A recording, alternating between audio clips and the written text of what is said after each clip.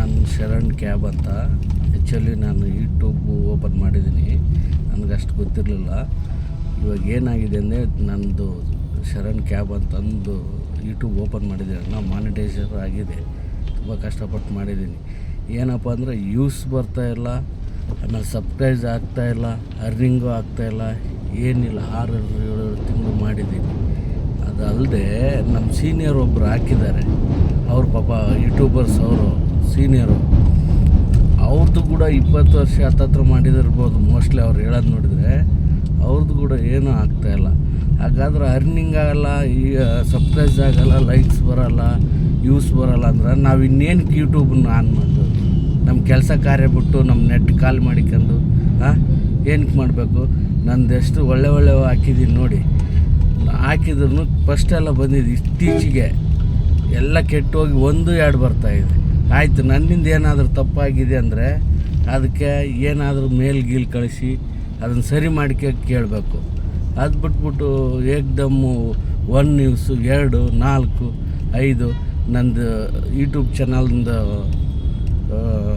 Email ಹೇಳ್ತೀನಿ ನೋಡಿ. ನನ್ನ ಹೆಸರು ಶರಣ್ ಕ್ಯಾಬ್ ಅಂತ, SHARANACAB ಅಂತ ಹೊಡೆದ್ರೆ ಸಾಕು, ಬಂದ್ಬಿಡುತ್ತೆ ನಂದು ಯೂಟ್ಯೂಬ್ ಚಾನಲ್. ಅದರಲ್ಲಿ ಈಗ ಒಂದು 15 ದಿನದಿಂದ ಯೂಸ್ಗಳು ಅವೆಲ್ಲ ನೋಡಿದರೆ ಬೇಜಾರಾಗುತ್ತೆ.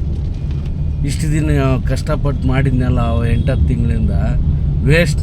ಸುಮ್ಮನೆ ಏನಕ್ಕಾದರೂ ಯೂಟ್ಯೂಬ್ ಓಪನ್ ಮಾಡಿದೆ ಅಂತ. ನಾವು ಗಾಡಿ ಓಡಿಸ್ಕೊಂಡು ಈಗ ರಿಯಲಿ ಗಾಡಿ ಓಡಿಸ್ತಾ ಇದ್ದೀನಿ ಬೆಂಗಳೂರಲ್ಲಿ. ಕ್ಯಾಬ್ ಡ್ರೈವರ್ ನಾನು ಹೆಚ್ಚು.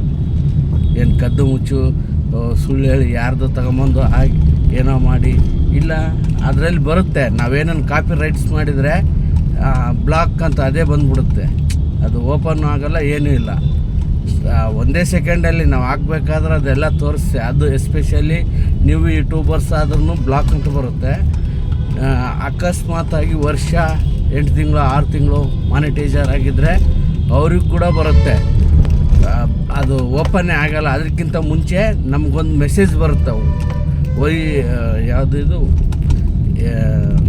ಯೂಟ್ಯೂಬ್ ಅಲ್ಲದೆ ಇನ್ನೊಂದು ಅದು ಇದೆಯಲ್ಲ, ವೈ ಸ್ಟುಡಿಯೋ, ಅದರಲ್ಲಿ ಬಂದ್ಬಿಡುತ್ತೆ.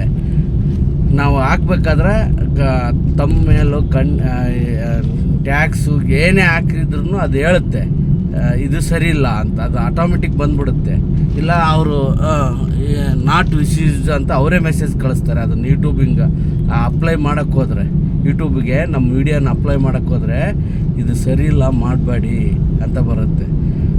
ಆ ಥರ ಬಂದರೆ ನಮಗೆ ಗೊತ್ತಾಗುತ್ತೆ, ಇದು ನಾನು ಹಾಕ್ತಾ ಇರೋದು ಕಂಟೆಂಟು ಸರಿ ಇಲ್ಲ, ಆಲ್ರೆಡಿ ಯಾರ್ದೋ ಇದೆ, ಇಲ್ಲ ಕಾಪಿ ಮಾಡ್ತಾಯಿದ್ದೀನಿ, ಇಲ್ಲ ನನ್ನಿಂದ ತಪ್ಪಾಗ್ತಾ ಇದೆ, ನಾನು ಎಲ್ಬೋಡ್ರಿ ಎಜುಕೇಟೆಡ್ ಅಲ್ಲ, ಎಲ್ಲ ಗೊತ್ತಾಗ್ಬಿಡುತ್ತೆ.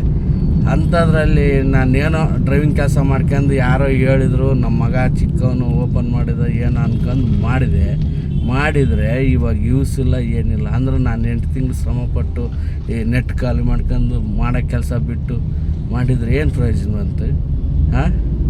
ಏನು ನಮ್ಮ ಅದಿದು ಈಗ ನಮ್ಮ ಕರ್ನಾಟಕ ಸರ್ಕಾರದ್ದು ಫ್ರೀ ಬಸ್ ಆಯಿತಾ?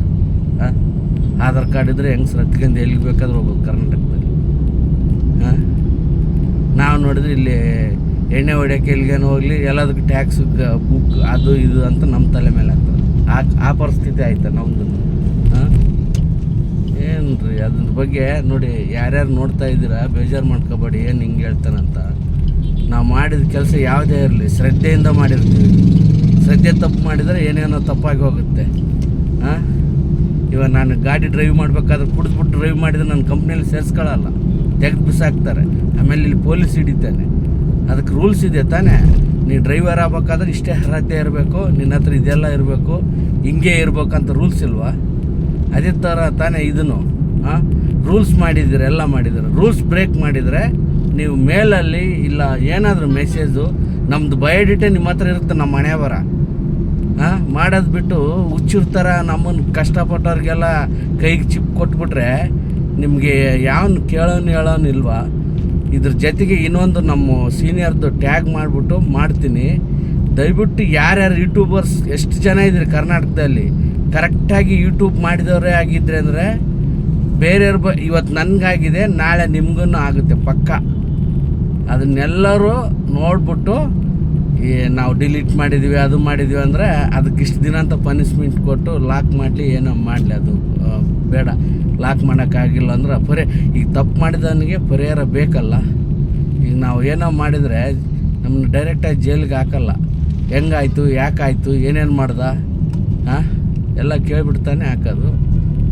ಅದೇ ಥರ ನೀವು ಯೂಟ್ಯೂಬ್ ಚಾನಲ್ ಓಪನ್ ಮಾಡಿದಂಥ ಪ್ರೇಕ್ಷಕರಿಗೆ, ಮಾಡಿದಂಥ ಮನುಷ್ಯನಿಗೆ ವ್ಯಾಲ್ಯೂ ಇಲ್ಲ ಹಂಗಾದ್ರೆ ನಿಮ್ಮ ಹತ್ರ. ಅವ್ರು ಹೇಳ್ತಾರೆ ಪಾಪ, ನನಗೆ ಬೇಜಾರಾಗುತ್ತೆ. ಇವತ್ತು ನನಗೂ ಅದು ಅನಿಸಿದೆ, ಅದಕ್ಕೆ ಈಗ ವಿಡಿಯೋ ಮಾಡ್ತಾ ಇರೋದು. ನಾನು ಡ್ರೈವ್ ಮಾಡ್ಕೊಂಡು ಹೋಗ್ತಾಯಿದ್ದೀನಿ.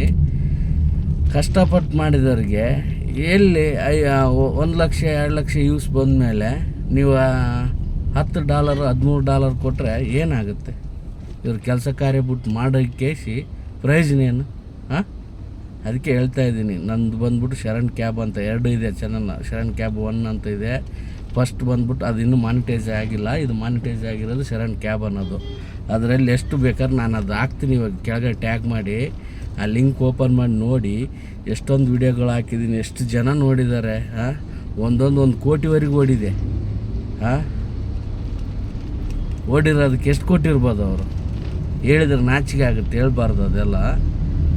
ನೀವು ನನ್ನ ಲಿಂಕ್ ಕಳಿಸಿದ ಮೇಲೆ ಚೆಕ್ ಮಾಡಿ ನೋಡಿ, ನಿಮಗೆ ಗೊತ್ತಾಗುತ್ತೆ. ಸುಮ್ಮನೆ ಹೇಳಿದರೆ ಸತ್ಯ ಯಾವುದು ಸುಳ್ಳು ಯಾವುದು ನೋಡಿದ್ರೆ ತಾನೇ ಗೊತ್ತಾಗೋದು. ಈಗ ನಮ್ಮವರೊಬ್ಬರು ಸೀನಿಯರ್ ಮಾಡಿದ್ದಕ್ಕೆ ನಾನು ಈ ವಿಡಿಯೋ ಮಾಡಿದ್ದೀನಿ. ನಾನು ಯೂಟ್ಯೂಬಲ್ಲಿನ ಹಾಕ್ತೀನಿ, ಫೇಸ್ಬುಕ್ಕಲ್ಲಿನ ಹಾಕ್ತೀನಿ, ಇನ್ಸ್ಟಾಗ್ರಾಮಲ್ಲಿನ ಹಾಕ್ತೀನಿ. ಸ್ವಲ್ಪ ಆದಷ್ಟು ಎಲ್ಲರೂ ಒಬ್ರಿಗೊಬ್ರು ಸಪೋರ್ಟ್ ಮಾಡೋದು ಕಲೀರಿ.